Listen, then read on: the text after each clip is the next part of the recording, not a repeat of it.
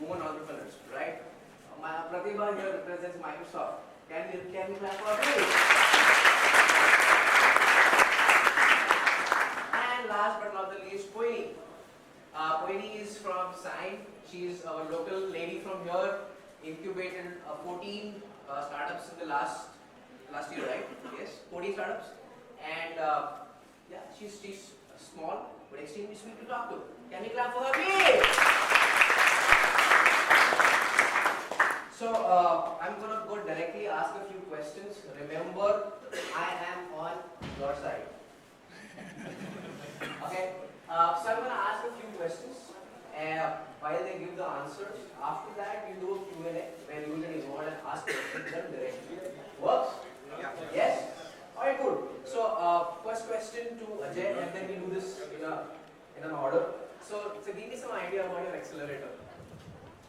Hi, good morning everyone. Use this or am I audible? Yes. No, you use the mic please. Better. Alright, thank you. So my name is Ajay Ramasubramanian. I run a program by the name Zone Startups. We are part of a university based out of Toronto called Ryerson University. We have been running a hybrid between an incubator and accelerator in Toronto for the last 5 years, and we have so far incubated 190 odd companies, currently incubating 70 odd startups. And this is, like Sandeep mentioned, our first year in Mumbai. We are joint venture partners with the Mumbai Stock Exchange. We are basically, we are not a batch-based or a cohort-based program. We are an open-ended program where we receive applications throughout the year. Our focus is basically startups in the mobile, internet and digital space. We offer infrastructure, we offer support for mentorship, we offer market access in India and North America. And there is also a fund that we are setting up which is expected to be operational by August this year, which would invest anywhere between $50,000 and $500,000. One of the unique features of our program is we are not an equity-based program or management fees-based program. It is only when we make a decision to invest seed capital in a startup do we take a 5% equity. But without that, startups accepted into the program get to avail all the benefits that are on offer, and over a period of 4 to 6 months they exit the program. We do not have a demo day kind of a structure, it's a rolling program. But yeah, it's been a couple of months into India. We have so far had about 15 startups already into the program. Like Sandeep mentioned, 5 of them which are a part of the previous cohort of SLP. Looking to do good things and work within the ecosystem over here. Thank you.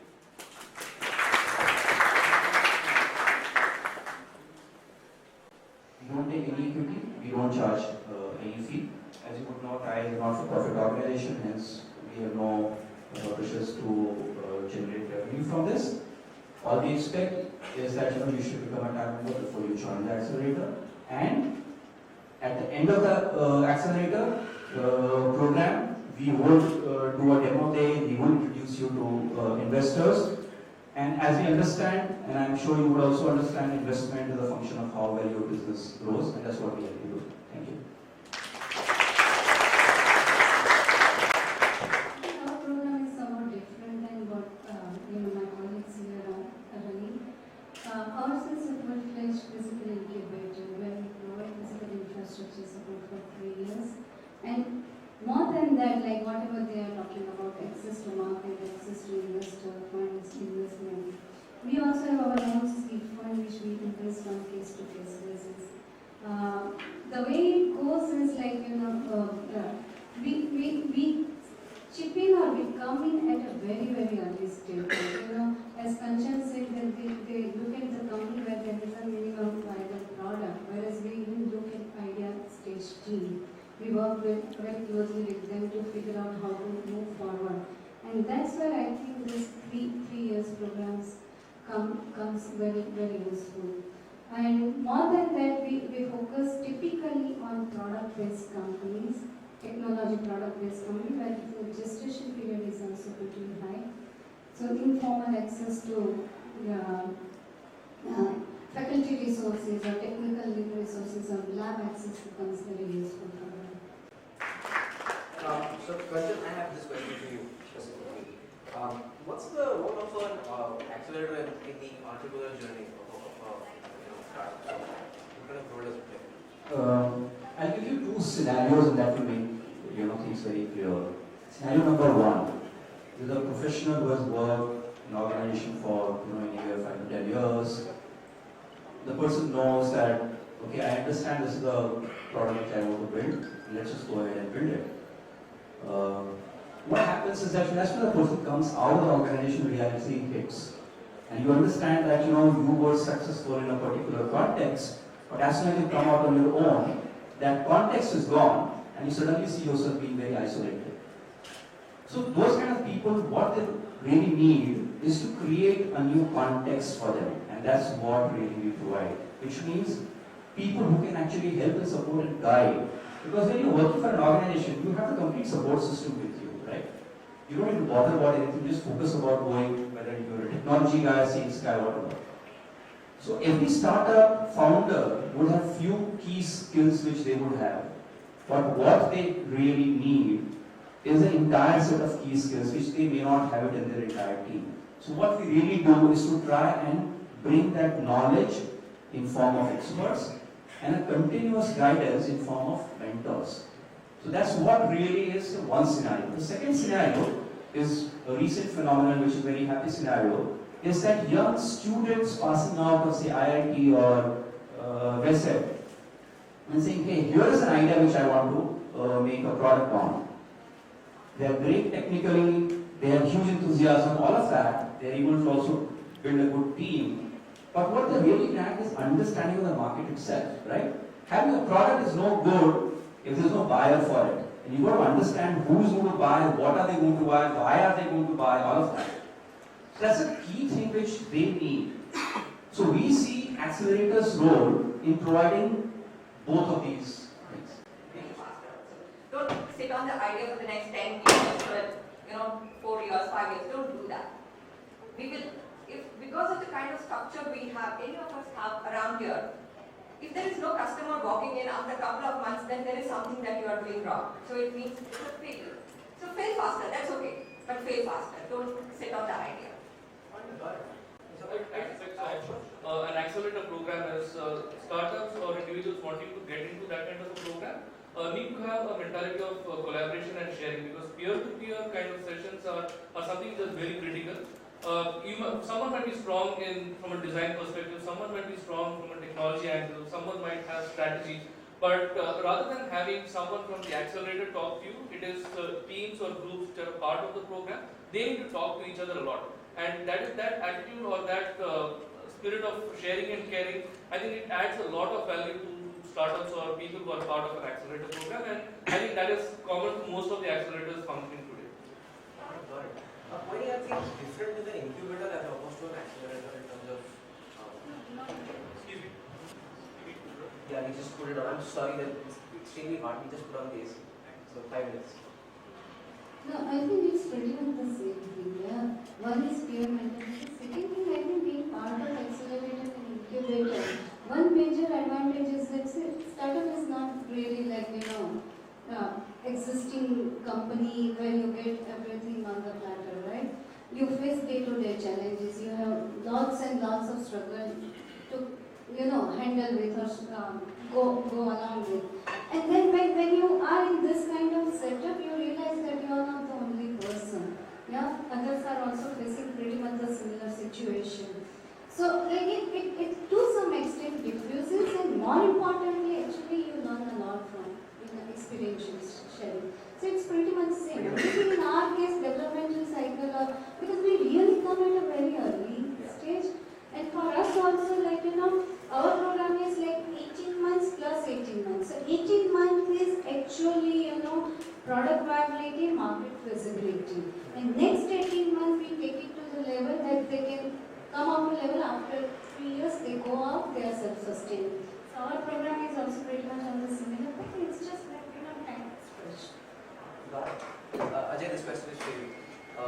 So what kind of commitments should a startup be prepared to give? In teams, yes, there definitely has to be something beyond an idea stage. It has to be an MVP. But yes, one of the things is the spirit of collaboration, peer-to-peer mentoring, which is very critical to our programs. In terms of commitment, while we do not look at any kind of financial commitments, we want startups to not work in silos. On a weekly basis, we have a dedicated time for peer-to-peer.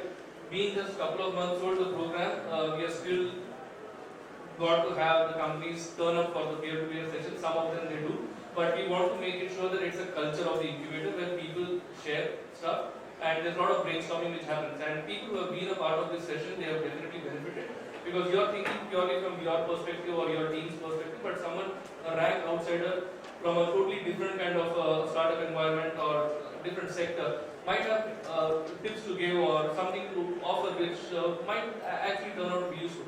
That is one. Second is, even though the program itself is a 4-month program, something that we have experienced in Toronto is that even after getting out of the program for at least next 18 to 24 months, you keep us posted with developments that have been taking place, whether in terms of client acquisition, whether in terms of scaling up of team, whether in terms of acquiring funding, and keep coming back because you got to give back something that you have learned, something that you have experienced. You got to come back and share it with someone who is starting up afresh. So that is something that we expect startups to do. I like to add to that. I understand the knowledge sharing and also the fact that you should be open-minded enough to say, hey, this customer works for me. Maybe this customer works for that other team also. We've had many startups who come up and say, hey, you know what, I have an NDTV connection. I think this other team requires that kind of connection. Let me know, I'll be glad to introduce them. Basically contributing. Yeah, that is definitely required because you're working in cohorts. I've had a team, not team, or rather somebody who had applied to one of the batches and he and I have known personally to each other and he was just applying. But one of the connections that he had would have been valuable for one of my startups that were in the program. So I reached out to him and I said, you know what, can you make the introduction? Oh, you know what, why don't you drop an email and let them know? I'm like, fine, you don't know the startup, but at least you know me and you want to join the program. If you don't even want to help the other team, what's the point? You should come with that open mindset. This customer works for me, maybe it works for the other person also. That's been very specific, that is definitely required. That's a mindset we should definitely have. Just to add to that, one mindset which we specifically look at when we ask these questions, and I show this to practitioners as well, is a mindset to accept different point of views.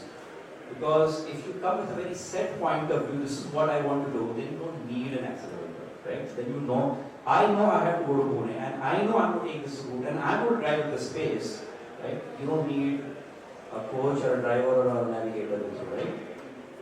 Why you need it is because someone who can guide you along the way. So when you don't have that, we have trouble. So which is why we try and avoid taking people who are not very open-minded. It is good to be stubborn, but not good to be close-minded. That's why.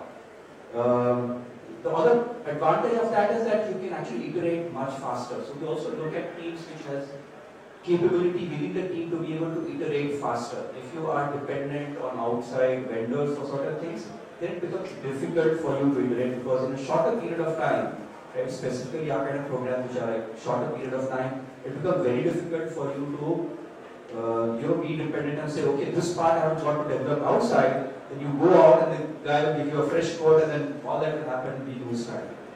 And the third part, actually rightly said, I think the most important part is that you have to look at this accelerator being an extended family for you, extended team for you.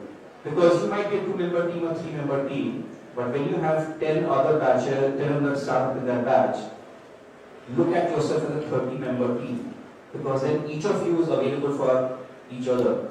So I can tell you that one of the batches, by the time the batch ended, all the 9 companies in the batch, they were so good at not only knowing their business, but they could at least give an elevator pitch for someone else's business which they met and said, oh, this will fit this guy. Why don't I give him a quick elevator pitch and do an introduction? That's the kind of camaraderie that you develop over a period of time. And that's something which is very, very long lasting and I think a lot of valuable in the long run as well, not just during this program. I think also especially in case of accelerator programs, and I would talk for all three because we are non-equity, non-fee based kind of programs. A lot of startups think that accelerator it's a free space available. Do not look at it as free infrastructure.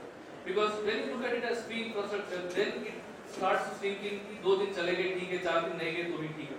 So in that retrospect, some of the programs where they put a fee, it is not as a revenue model for themselves, but to ensure commitment from the startup.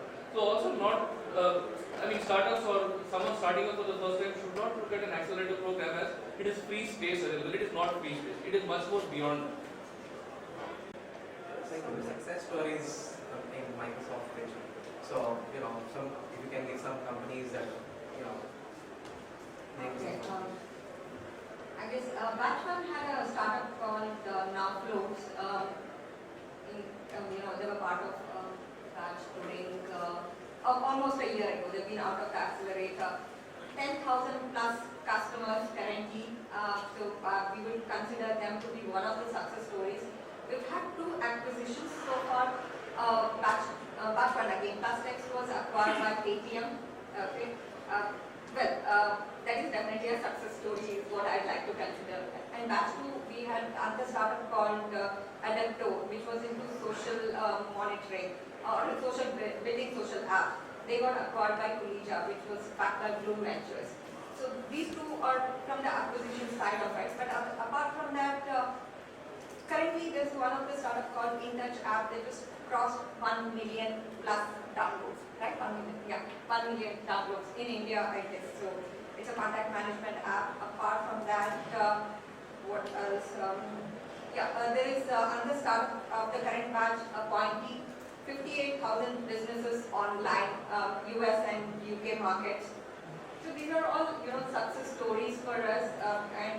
In fact, the batch 1 guys, they just got a Harley Davidson from the money. That's the measure of Just success. a tidbit that I'd like to give. So we have done 2 batches so far. Second batch is passed out. First batch has been out in the market for 6 months now. I can already see some of them in this audience as well, and there will be some others here. Those in the audience can raise your hands, please. 2 here, so you can actually check with them. They'll tell you what we do. There are few who are outside. There's one which you will see here, which is we call engagement partner treasure. You would see today in action what kind of work which they do. It's a social engagement product which allows you to, or the event organization to increase the engagement on Twitter. So hopefully the Wi-Fi works, and if the Wi-Fi works, you will be tweeting because they'll be in that part here, and you will see how that works. We have someone here, Ankit, will tell you more about what he does, and we have Nishant here. We have one company called Bug Clipper. They allow you to bug report from your mobile apps while you are building it or testing it from app itself. You don't have to take another camera to take a picture and all that. And there's a company called Ripple Hire, which is the social hiring space. They have been doing extremely well.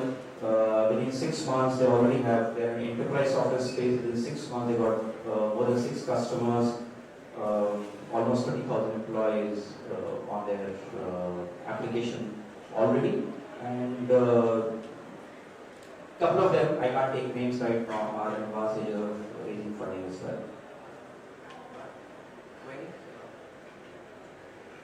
In fact, we are around for a while. We have incubated about 50 companies so far. Currently, we have 14 companies in our batch.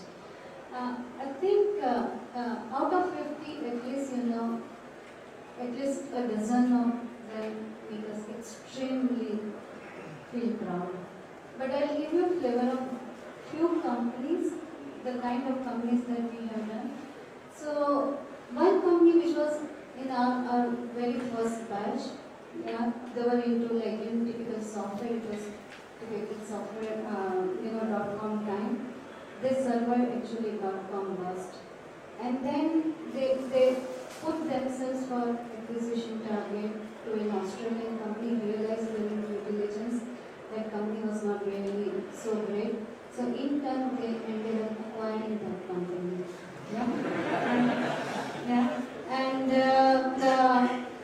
After that, the entrepreneurs acquired another sign company which was having extremely good product, but original entrepreneurs ran out of their risk appetite. But they already had some of the customers. And they went on building this particular company which which recently raised early this year or middle of last year, they raised 6.5 million from a very large investment fund at the valuation of about $40 million. So this company is called Ciclo. We are extremely proud of that company. Another company, if I have to give you an example, which just early last year they graduated. They are a very non-conventional company from, if I say, from venture capital fund or investment perspective. They make this engine controllers actually into embedded space.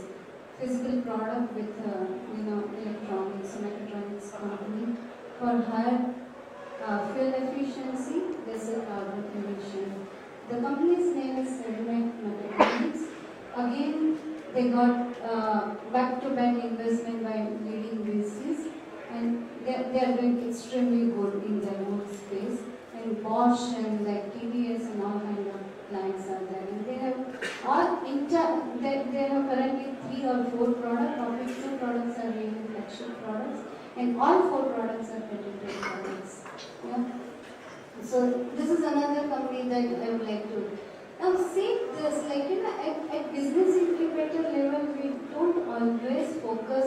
Yeah, ours is an equity model, so we have to look at fundability aspect, but we not necessarily focus only on fundable companies. So we also look at the companies with some kind of strategic necessity, strategic need to the country or kind of thing. And we have company in defense segment, yeah. And the entire market is security forces and defense forces. And I'm sure many of you might be aware of this particular product, which is unmanned aerial vehicle for surveillance system, yeah, Idea Forge. Now this is the company, bunch of recent graduates from IIT Bombay with no grey haired person on their team, yeah, and they go to defense people and they say that we have made this surveillance system, बच्चे ने करके हंस लेते थे. And now they are like company or their product, they have built up a product that they go in tendering process, they compete with products from Israel and UK, and they walk away with winning the tenders in government security. It's not actually on VC radar, but they are doing extremely good. So these are some of the players, but we have several more.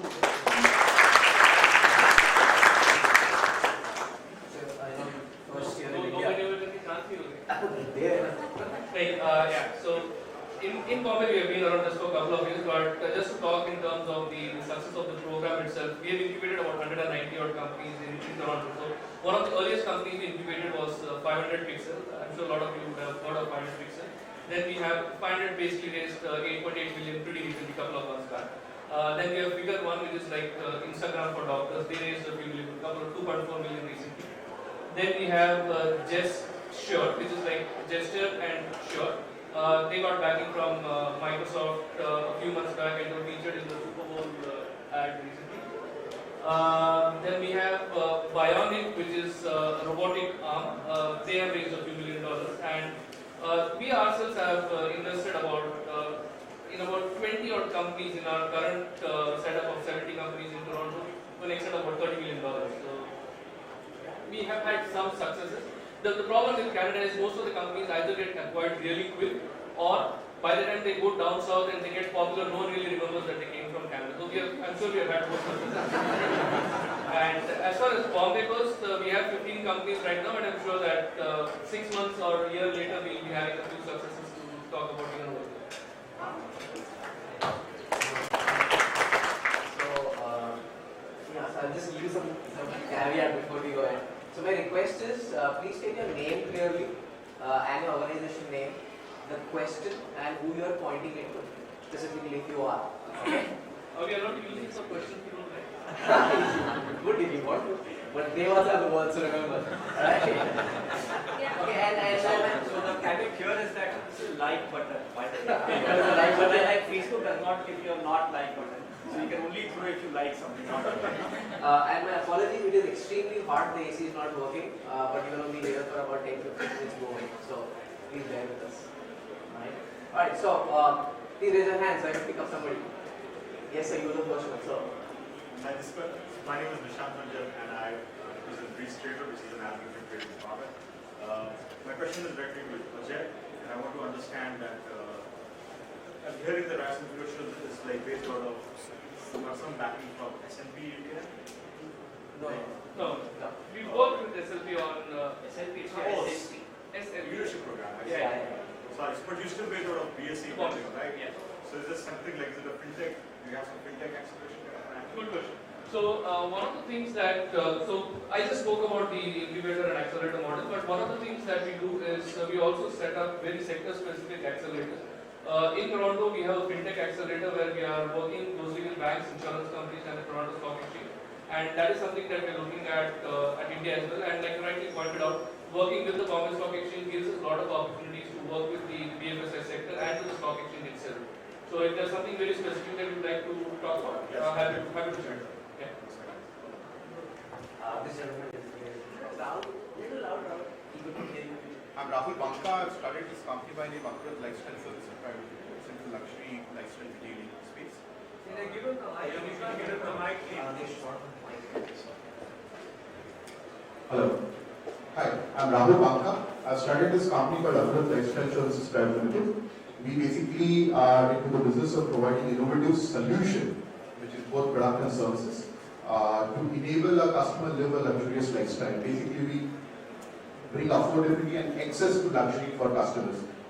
So now what I'm looking for is, and the question goes to all of you, is I'm actually, in the midst of finding a co-founder for myself. And I personally have strengths in strategy and finance and marketing and all. I need somebody for IT. And so if I join an accelerator program, do you people also help us on finding the core team members, the leadership team members, apart from your guidance on various subjects that you spoke about? That's my question number one to you. And second was, I think yourself specifically spoke about that you take 5% equity for investment which may range between $50,000 to $500,000. Is there any kind of a range for Microsoft as well? You anyway don't take any equity. So that's the second question which I have. And third is, I'm a consumer-focused company, so whether, I think one of you mentioned, I think Ketan mentioned that you're looking for a consumer-focused company. Are you people also, especially Microsoft and your company, also open to consumer-focused businesses? Any questions?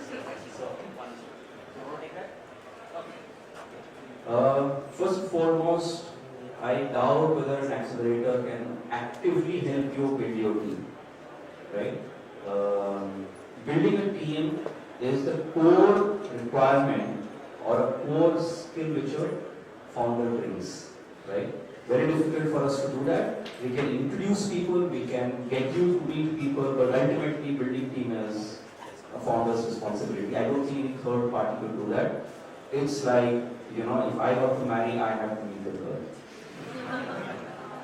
So my idea was towards introduction. Introduce to the right. Yes, we can suggest that. Yes. Okay. Number one. Number two, as far as percentage is said, I don't think Ryerson takes percentage of equity unless they invest. It's not part of it. Microsoft does not take it, I don't take it. Only would be the person that you talk about what kind of percentages and equity and funding. Microsoft doesn't take it. As part of the accelerator program, no, we don't take equity nor do we invest. We do also have a fund, but which we haven't done any investment in India yet. But that's again like any other venture fund, But accelerator program, no equity, no investment. Yeah. Just clarifying what Kanchan mentioned. So as far as the accelerator program goes, neither we charge a fee nor do we take an equity. Also, all the companies coming into the program may not always get invested into. It is only some of them which we feel with a really high potential that we would invest in. Even when we find you investment worthy, we just make an offer to you. It is up to the company whether they want the money or not. Some might not want the $50,000, they might get $5 million. They can say we don't need the money. If you don't take the money, there is nothing that will dilute. If you take the money, anywhere between 50 and 500, we take a 5% equity. We also, like Kanchan mentioned, we do not help in finding co-founders. We can assist you in getting mentors on board or people who could be advisors to you, but we do not go out actually finding out who on. Right, so everybody else? Yes. Hi, Kapil Piparia here. I'm in the midst of starting up a social platform, on-field, mobile and web-based platform to connect people who want to give charity and causes that want charity in a more innovative and different way. It's called For a Cause events. So my first question to Ethan is, can you just talk a little more about what would you look for in a social startup and what are the KPIs or the parameters on which you would want to succeed? The second question is, can either of panel just suggest some accelerators which focus on social platforms? Okay. Let me take this first. My name is Kanchan, not Ketan. Correction. Second, I don't think any one of us would differentiate between social or anti-social. Right? That's just a joke. Yeah, I understand. More importantly, I think, and I can say for myself and most of us here as well, that we look for businesses which can scale to a large business. If this is a business which does not have a potential to scale, we will help you understand how it can scale, or we can come back and point blank, establish that it can't scale, and possibly you take a call whether you still want to do it or you don't want to do that. And I think that's the fundamental way that I look at it, and I think that's how most of others would look at it. In general, not only a particular idea, but then this Grow is running a program for entrepreneurs, and they are in social space, not really like differentiating or comment on social anti-social, but they look at rural aspect, livelihood, and access to the technologies by rural people. So that kind of comment I have got.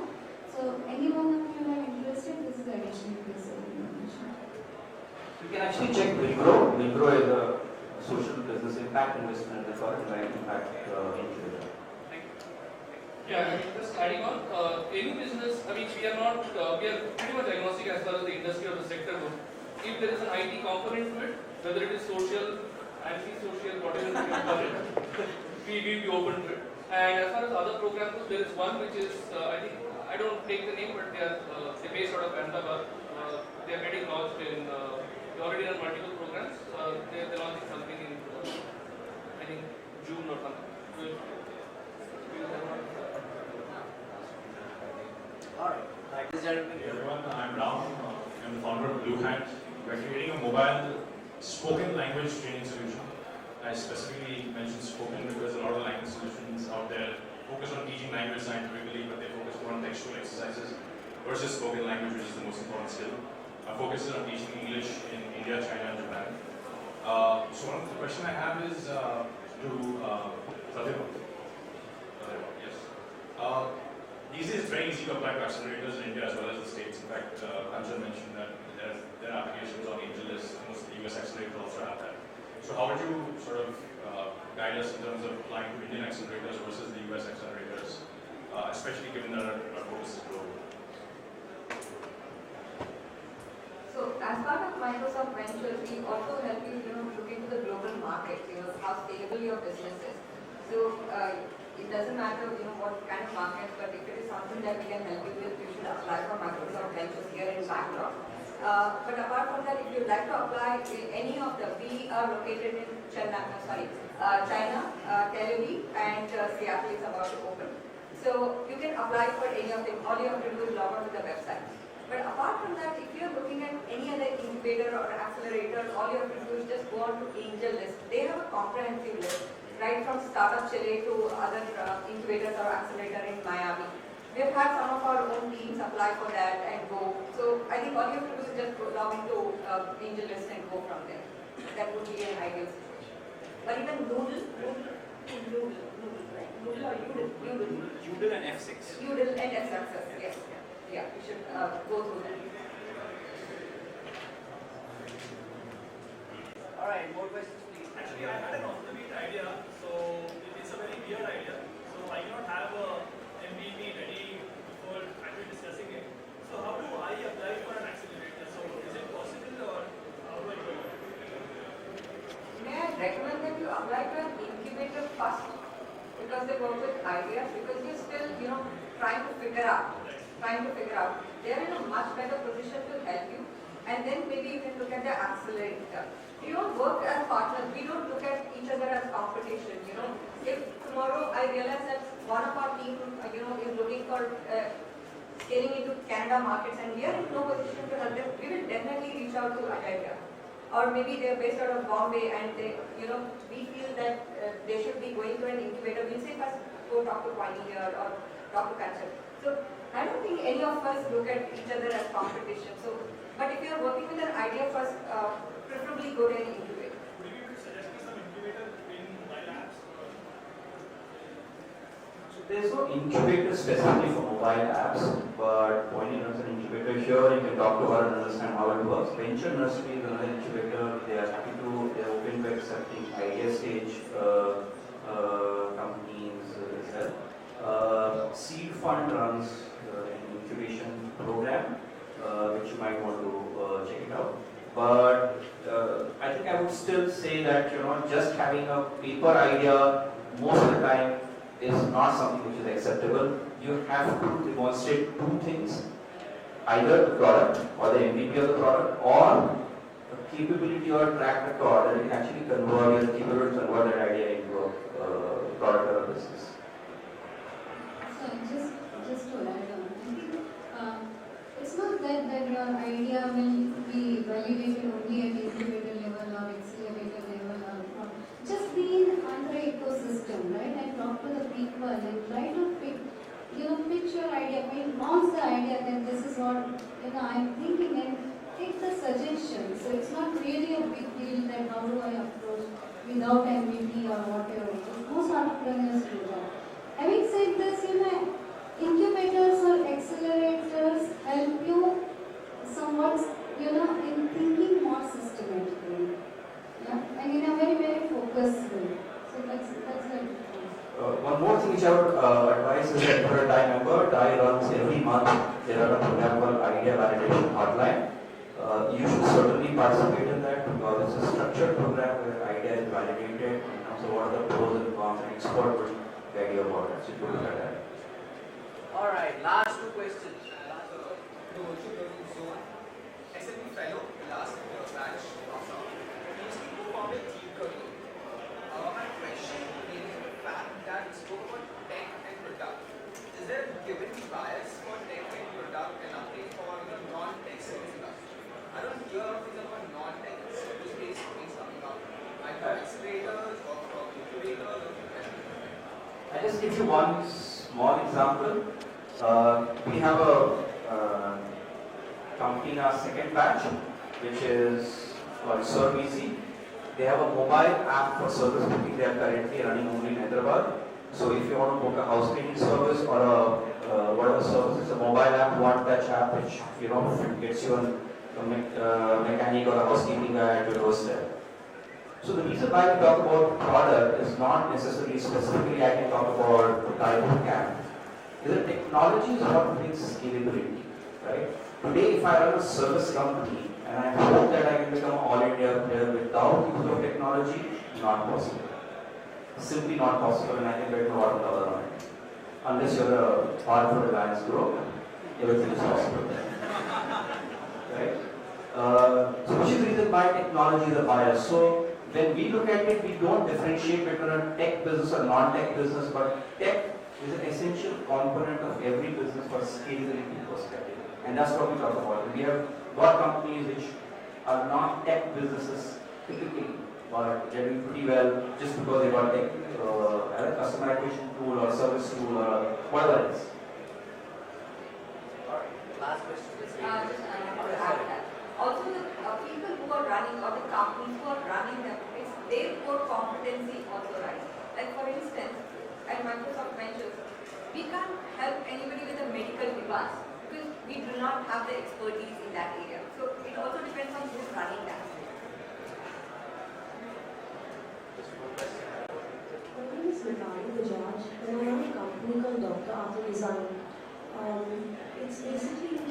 consultancy in interior design, and I've been running it for the past 5 years. Got some interesting clients, interesting projects. But it's so funny that this past 5 years, I don't know how it flew by, but there was everything was very relationship based. And there was no particular strategy for sales and marketing. It just happened, People just came for projects, and through our relationships, we got these customers and some fabulous projects.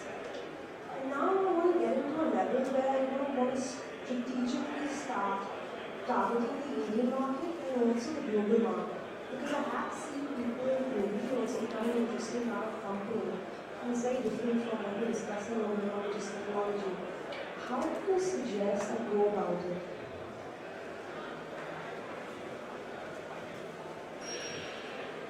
So essentially what you're talking about is a pure services business, right? Again, the same answer which I gave it to Hardik, right? Was how do you bring scalability to your business? The reason why accelerators don't look at a pure play services business is because scalability is a challenge, right? How do you scale services business?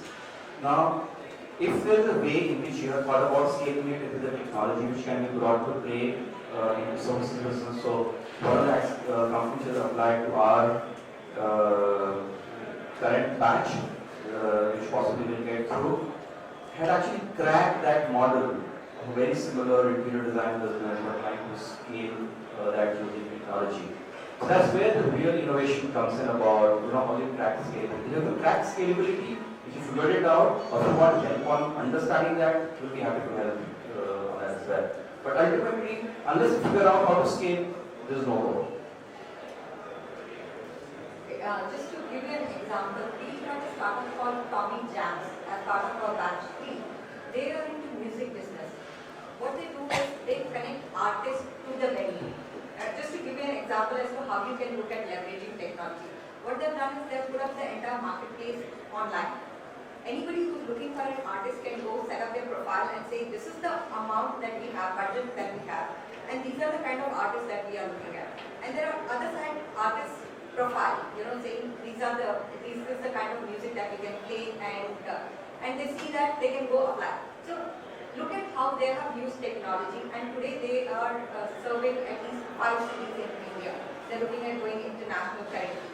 But it's just a music business, right? Maybe a hotel says, hey, I need an artist, they will go talk to an event manager, the event manager will get. But look at how they leverage technology to scale. So you should look at those kind of examples. In fact, Tommy Jam is a brilliant example. I've met the team, and actually we should certainly check that out. Yes. Because a very traditional music business, how they scale music technology is awesome. And since you mentioned art and interior design, so in fact one of the companies that is a part of our program right now is in the same space, and they are using IT or technology as an enabler. So we can definitely have a chat and see if there is something that we can do. Yeah, I forget the name of the startup, but it's run by husband and wife, something to do art curation. Is that the one you're looking for? Alright, so in the interest of time, we have to wind it up here. I would want to thank all of you for being here, taking our time. I want to thank all of you for being here, bearing the heat, right? So